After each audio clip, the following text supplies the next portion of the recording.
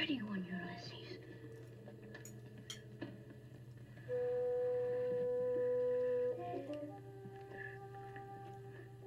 There it is. Hey BookTube, I'm Sean the Book Maniac. Welcome back to my channel. This is part 2 of my August book haul. This is going to mostly be the rest of the books I bought in Japan in August.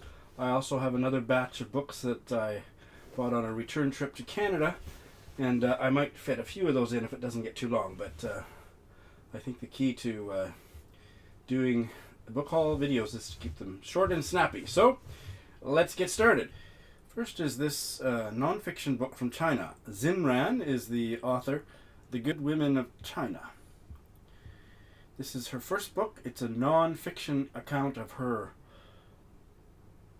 career as a phone-in radio talk show host in China. I'm not sure of the decade. I can't find it by skimming, but maybe the 80s in China, for and about women. Now, if that doesn't sound fascinating. So this book is about the women she encountered and her experience dealing with government censors and government pressure and whatnot. It sounds absolutely to die for.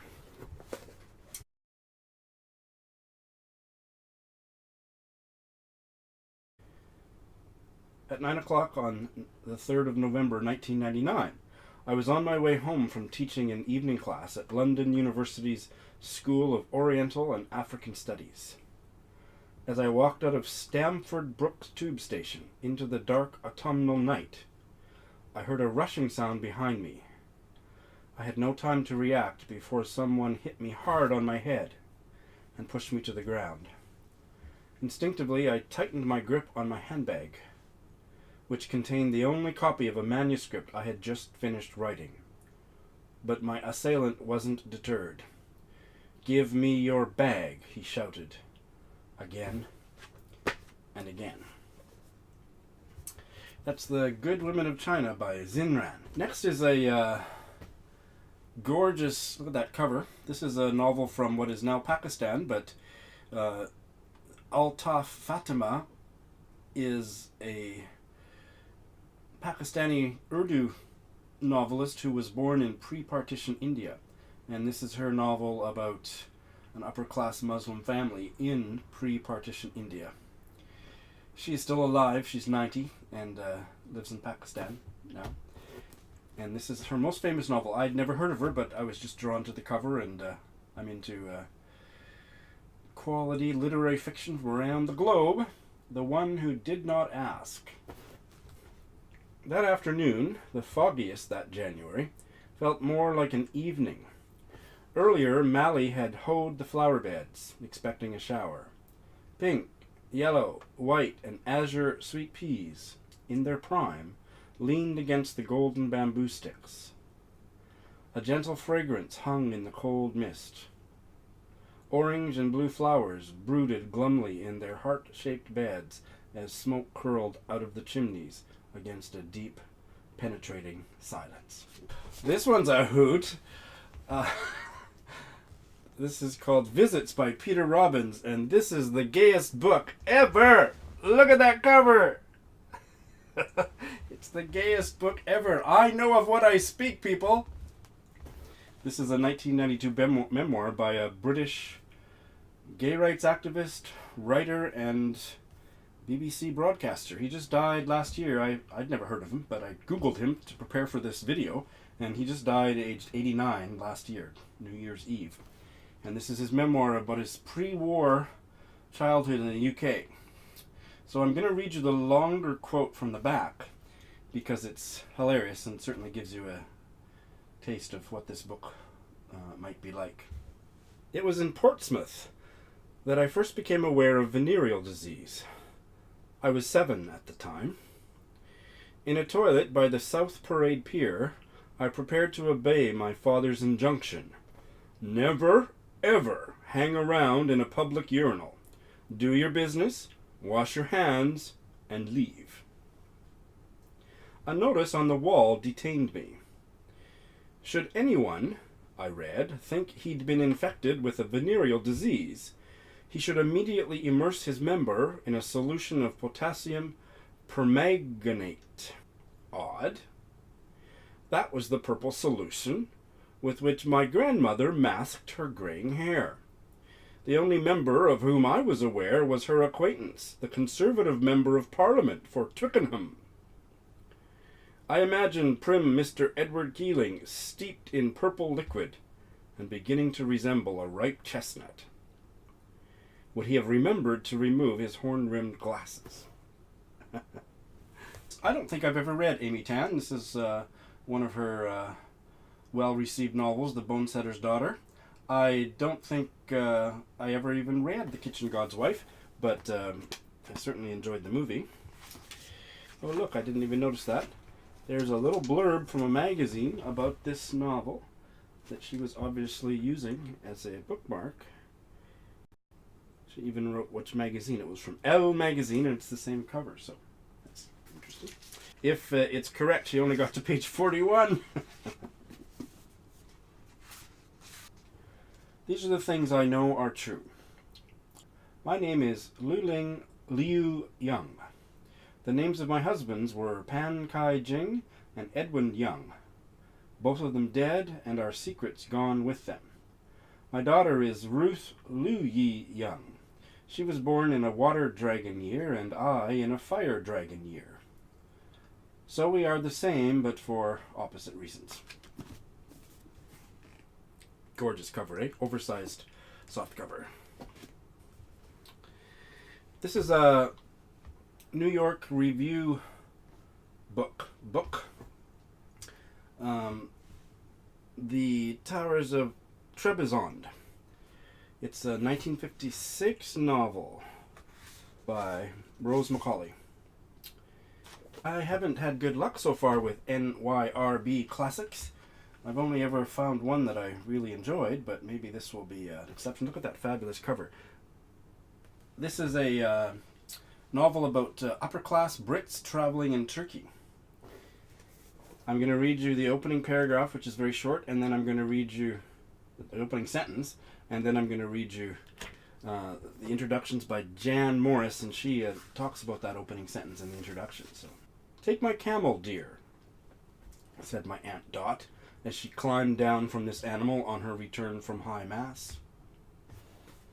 And from the introduction. Again, this is Jan Morris, the famous transgendered travel writer, who's now, 80, 85, I don't know.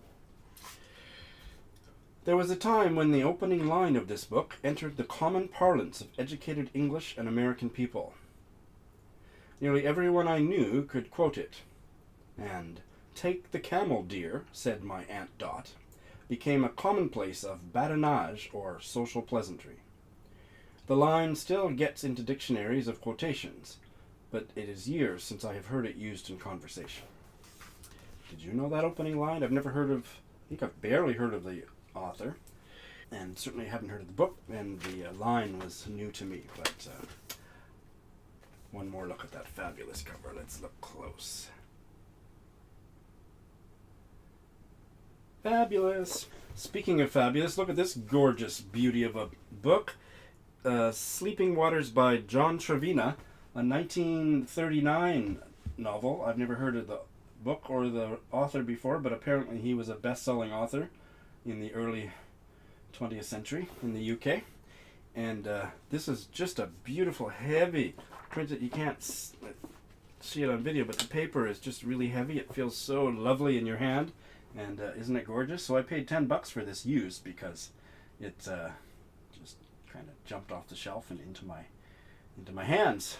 It's about a burnt out Roman Catholic priest who becomes burnt out because he's serving the poor in London, and he goes into the countryside, a remote village in Dartmoor, to rejuvenate himself, and ends up getting enmeshed with the folks who live there. I love the opening sentence.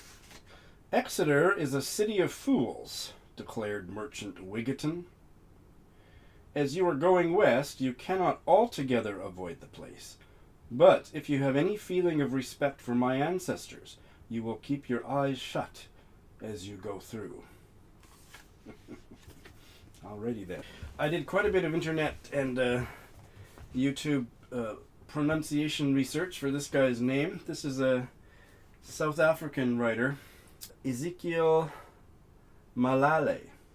Malale. I found a couple different pronunciations. One that pronounced the M and the P, but I can't do that pronunciation. But I did find a black South African commentator who pronounced it Malale, so I'm good with that. This is his memoir. He was a well-known South African writer who went into exile for decades during the horrors of apartheid and eventually came back post-Mandela. And this is his childhood memoir. I have never known why we, my brother, sister and I, were taken to the country when I was 5. We went to live with our grandmother, paternal grandmother. My father and mother remained in Pretoria, where they both worked. My father as shop messenger in an outfitter's firm, mother as a domestic servant. That was in the autumn of 1924. This is a translated 1965 novel from Brazil, Barren Lives, by Graciliano Ramos, about desperately poor people trying to survive. Love this short opening sentence. The jujube trees spread in 2 green stains across the reddish plain. This is the last book for the Tokyo Book Haul, and I don't need to say much about this. Philip Roth is a writer who's supposed to be amazing that I've never read. I'm cynical, not about his writing prowess, but I don't do well with American writers of this generation, primarily because of sexism and racism in their writings. So I'm going to give them a shot, but we'll see how it goes. She was so deeply embedded in my consciousness that for the first year of school, I seemed to have believed that each of my teachers was my mother in disguise. Okay, so that's it for the Tokyo Book Haul, but I see by the clock that I could probably squeeze in a few from my Canada Book Haul, and maybe I can finish off the August Book Haul in one more video.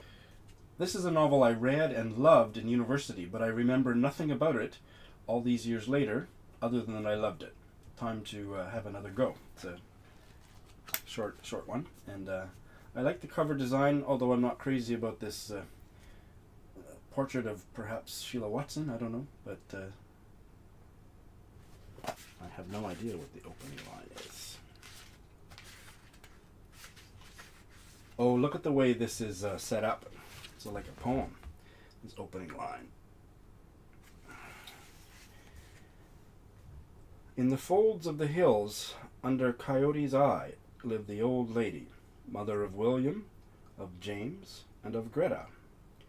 Lived James and Greta, lived William and Era, his wife, lived the widow Wagner, the widow girl's Lenchen, the widow's boy, lived Felix Prosper and Angel, lived Theophil and Kip, until one morning in July, Greta was at the stove.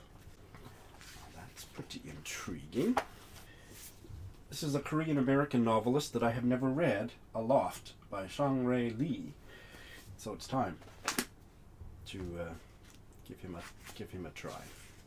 I'll just read it's a pretty nondescript opening sentence, but I'll just read that.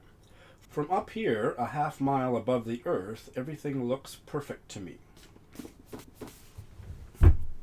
Okay, the last one for today. This is a Canadian novel from 2002 that I've been meaning to read ever since it came out. The Lost Garden by Helen Humphreys.